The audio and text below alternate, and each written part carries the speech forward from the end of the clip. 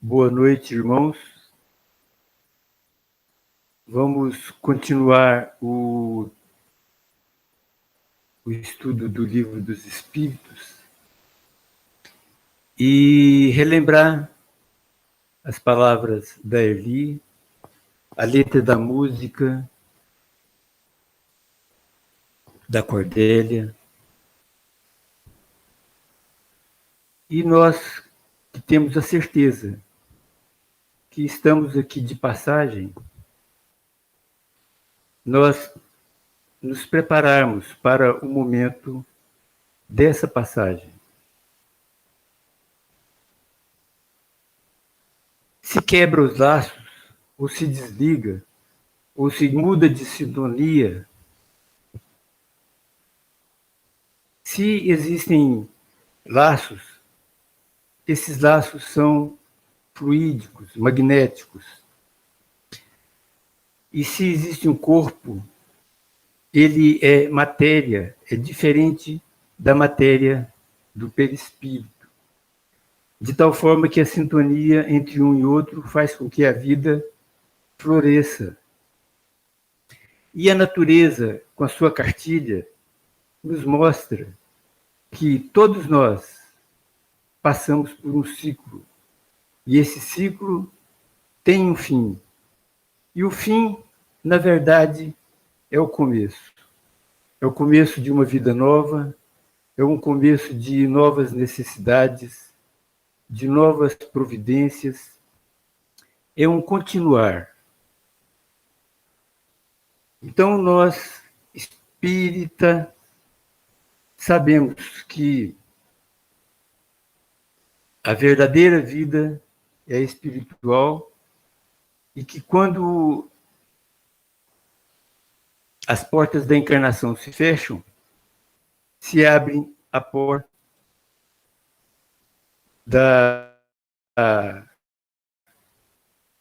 do mutual. Vou então compartilhar a tela para a gente seguir o raciocínio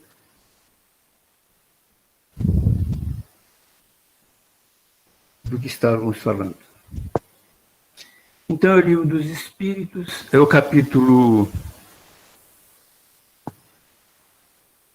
3º, a volta do espírito extinto à vida corpórea. Perturbação espiritual. A alma tem consciência de si mesma imediatamente depois de deixar o corpo?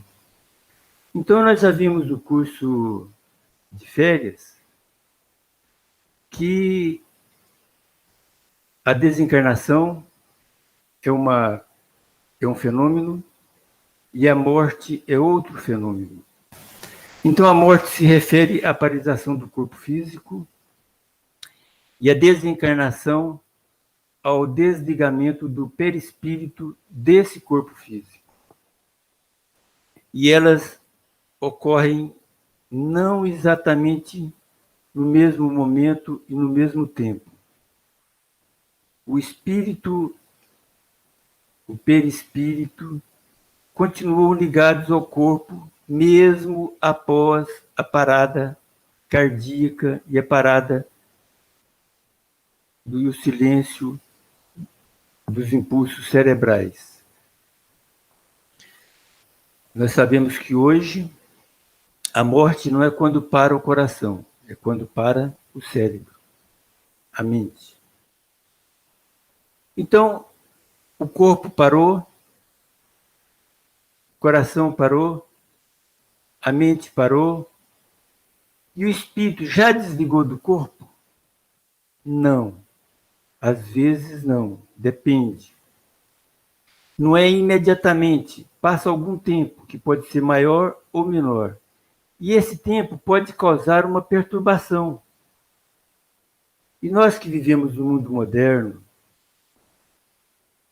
com a medicina modificada e com os cemitérios diferentes, podemos passar por situações podemos passar por situações diferentes e preocupantes. Se o perispírito, se o espírito ainda continua ligado ao corpo que já faleceu, o que ocorre durante a cremação? Então, o óbito não é idêntico para todos. A separação do veículo terrestre tem características para cada indivíduo. A desencarnação é lenta e progressiva. A alma mantém laços da vida material, notadamente nas primeiras 50 horas após a parada cardíaca. Então é muito importante as pessoas que se candidatam à cremação observar esse período de 50 horas, porque é possível que o espírito ainda esteja ligado ao corpo. É bom que se espere 72 horas para executar a cremação. Outra situação delicada é a doação de órgãos. Essa é a situação mais delicada ainda, porque os órgãos, para serem úteis, eles precisam ser retirados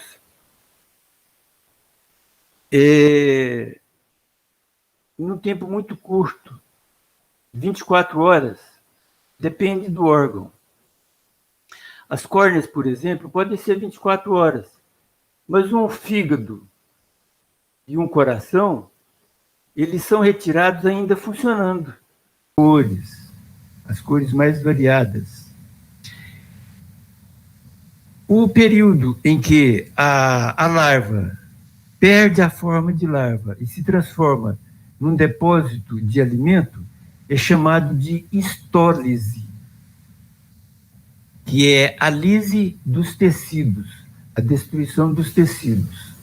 E o período em que aquele depósito, que na verdade é teoricamente o segundo ovo, transforma-se em borboleta, é chamada de histogênese, que é a formação, a gênese, a formação dos tecidos. Então, nós temos a destruição dos tecidos, a degradação, e temos o desenvolvimento de novos tecidos a partir daquele material degenerado. Que é o acontecimento da vida até a morte, e que é o renascimento de uma nova vida, de uma nova forma, por isso que chama metamorfose. É uma forma além da primeira forma, uma segunda forma. E que André Luiz nos explica que, e Allan Kardec, no Livro dos Espíritos, faz a comparação, que é o período em que a pessoa nasce e envelhece, seria mais ou menos o ciclo da vida, e que do outro lado nasce um novo perispírito. Enquanto a pessoa está acumulando as experiências da vida, ela está preparando a sua bagagem que ela vai chegar no plano espiritual. E quando ela chega, ela forma um novo perispírito. É a beleza da morte. Quando entrega o corpo físico e começa um novo perispírito transformado, refeito com as novas qualidades adquiridas durante a vida. Como nós não sabemos analisar a natureza íntima do perispírito, vamos explicar o que ocorre no corpo, na histogênese no corpo. E, em paralelo, entender a histogênese do perispírito. O corpo humano, ele nasce do ovo, que aparece, que surge da fecundação do óvulo. pelo espermatozoide, e formam uma única célula. Essa célula se multiplica e forma um amontoado de células que se organizam e se transformam em tecidos. Então, um ovo que é uma única célula arredondada, com uma forma muito simples, e muitas células provenientes desse ovo, todas com a mesma característica desse ovo, elas sofrem a transformação em tecidos diferentes, em tecidos do cérebro, em tecido dos músculos, do coração, dos músculos esqueléticos, do aparelho digestivo, do fígado. Então, essa transformação é chamada de histogênese, que é a formação dos tecidos. E esses tecidos, em conjunto, formam os órgãos, e os órgãos formam, então, o nosso corpo físico. É diferenciação da célula tronco para as células especializadas, para formar o nosso corpo. Então, o corpo tem numerosas células, cada uma com sua função e com sua forma, e com seu ciclo de vida próprio, nascido de uma única célula através da histogênese do nosso corpo. Aqui nós temos, explicando sobre outro ângulo, um ovo, uma única célula, multiplicando e formando vários ovos, várias células, e aqui embaixo elas se organizam, formando folhetos. É como se colocasse um papel em cima de outro papel, um folheto em cima de outro folheto. Desse folheto, dessa parte inferior, é formada a placenta. Dessa parte, que aqui está embaixo, é formado o embrião. Daqui nasce, então, o ser humano, que depois se transforma em feto e em adulto. Doutor Sidney. Oi. Doutor Sidney, eu recebi uma mensagem do Edgar pedindo para o senhor repetir essa parte, porque houve um travamento na transmissão, no nosso equipamento de transmissão. Tá. O pessoal do chat está pedindo para poder ver, estão interessados. Doutor Sidney, é sobre a cremação, tá? Ah, tá, sobre a cremação. Isso. Tá bom, então eu vou voltar lá.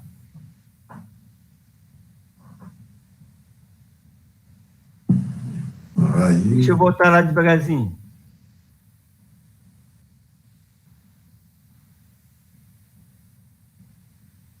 Então, como nós estávamos falando, existem dois momentos, dois fenômenos na morte, que é a morte do corpo físico e o desligamento do perispírito do corpo físico. São dois fenômenos que ocorrem num tempo aproximado, mas não exatamente simultâneo. E pode acontecer de a pessoa ter a morte física e o espírito continuar ligado ao corpo. Pode não, isso acontece na maioria das vezes. Isso normalmente é a regra. Então, o corpo foi a óbito. O perispírito continua ligado ao corpo.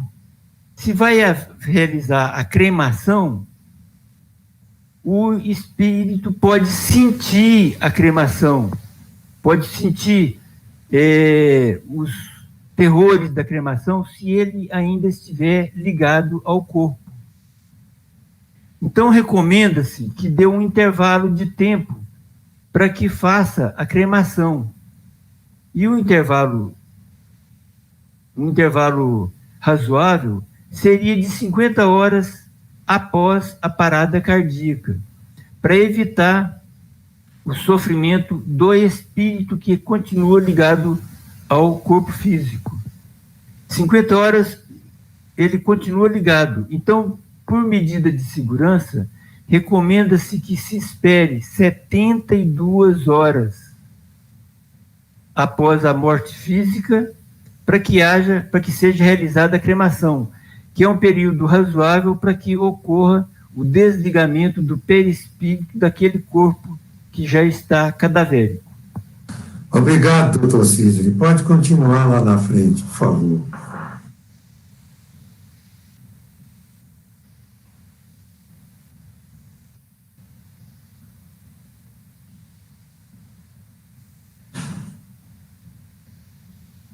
Bom, nós estávamos aqui. Então, existe a formação do ovo com a fecundação, ele transforma em várias células, as células se organizam sob o comando do espírito, sob o comando direto do perispírito, que acumulou as experiências de morrer e nascer durante milhões de anos, milhares e milhares de vezes, seguindo o processo evolutivo, desde a ameba, passando pelos animais inferiores até os animais superiores, tudo arquivado na memória do espírito, e ele então forma aqui os dois folhetos, esse de forma que é ectoderma e esse de dentro que é endoderma. E desses folhetos, então, é que vão ser formados o feto. É um movimento coordenado, meticuloso, muito organizado dessas células, que são todas iguais, e formam, então, aqui os dois folhetos. Esses dois folhetos, eles invaginam, formam um tubo, e esse tubo forma o aparelho nervoso, e forma um outro tubo do lado de dentro, formando o aparelho digestivo. É o movimento da histogênese, a gênese dos tecidos a partir da célula ovo, para formar todos os órgãos do corpo físico. Então, isso é comandado pelo genoma e pelo perispírito. Olha que órgão mais lindo é esse aí. Por que não se apaixonar pelos olhos, né? Então, o olho tem a sua histogênese. Os folhetos colocados um ao lado do outro, aqui, formam uma invaginação, desse jeito aqui, parecendo uma ferradura. Isso é tridimensional, né? E ele se fecha aqui na frente e forma, então, o globo ocular. Aqui eu tenho a parte anterior do olho e aqui eu tenho a parte posterior do olho. Aqui eu tenho o nervo óptico, que é o canal de comunicação com o cérebro.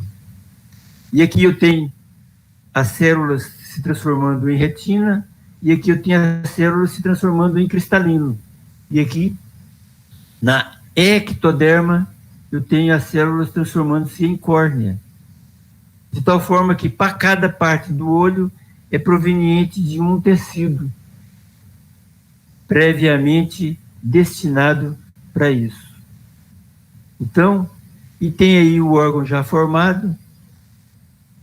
Quem diz que isso era uma célula única e que depois se transformou em várias células, em dois folhetos, os folhetos formaram uma bolsa, um saco, que se transformou no olho. Isso tudo é comandado pelo genoma, mas não é tão simples assim. O genoma é um material genético que traz as informações do corpo físico, as informações que, quando Mendel estudou a genética, ele estudou em um órgão, em um ser muito simples, com poucos genes, com poucos cromossomas. No ser humano, a coisa ocorre diferente. Tá certo que nós temos a mensagem genética para cada órgão, para cada tecido, mas no corpo humano não funciona só assim. Existe também os fatores que influenciam com uma determinação espiritual para uma determinada missão. É fabricado um órgão especial, com qualidades especiais. Nós sabemos que a mediunidade é um fenômeno que depende do corpo físico.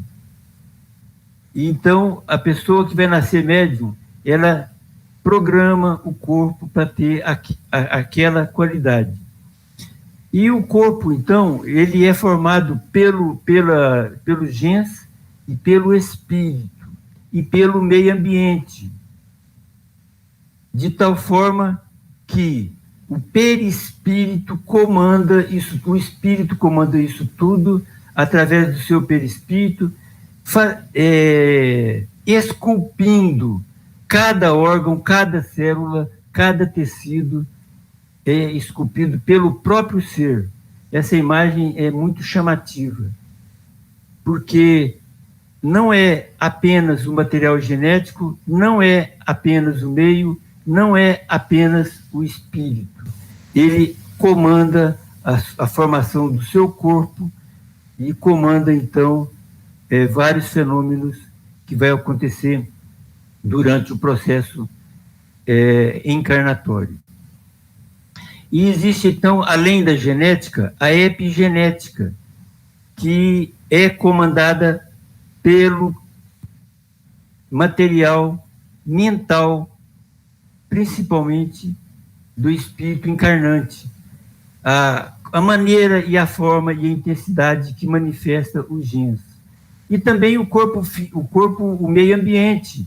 Se uma pessoa nasce com uma genética e se empanturra de alimento, ela vai ter um corpo obeso.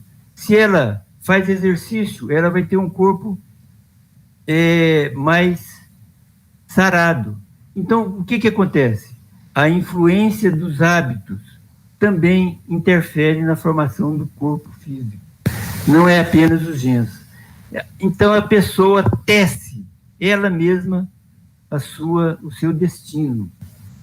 Ela tece o seu corpo, tece o seu material genético, e nós sabemos que nós somos deuses. Nós somos co-criadores juntamente com o nosso Pai. Não convém jogar a responsabilidade em Deus das nossas características físicas e nem das nossas capacidades do nosso corpo. Nós seguimos uma subida evolutiva, melhorando o nosso material genético para que melhore o nosso corpo. Então, o espírito é a mesma coisa. O perispírito, enquanto o corpo vai enfraquecendo, o perispírito vai sendo construído. E o espírito segue uma linha reta, uma linha de ascensão. Ele jamais retroage. Ele vai acumulando as experiências adquiridas nas encarnações. E o espírito, na última encarnação, ele, ao se desligar do corpo, durante o processo do desencarne, ele forma a histogênese perispiritual, forma um perispírito novo, para que na próxima encarnação ele tenha um corpo novo, diferente, mais evoluído, de alguma forma. E aí as passagens bíblicas são claras, que o que se faz nessa vida, até na quarta geração é que vai dar o resultado. Então é quando a pessoa reencarnar novamente, é que vai trazer aquela lição aprendida. Então o desencarne não é uma porta que se fecha, é uma porta que se abre. É uma entrada no verdadeiro mundo, no mundo espiritual. Por isso que nós vemos hoje, e a Erli falou, que não temos tristeza, não vamos reclamar e nem achar que foi ruim a passagem da nossa irmã, que na verdade houve uma quebra de laços com a matéria grosseira, e ela passou a conviver com a matéria mais sutil. É o mundo espiritual que se abre, é a vitória. Nós nascemos para morrer. Nós nascemos no corpo físico, é apenas um período, um ciclo da vida. Nesse plano físico, ele é regido pelos genes, pela genética, e comandado pelos espíritos superiores.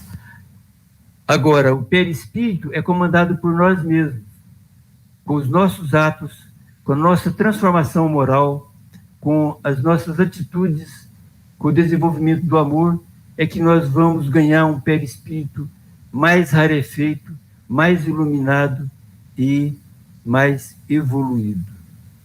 Isso ocorre no momento do desencarne. Então, é seguir a lição do nosso Mestre Jesus, que haveremos de ter um desencarne feliz.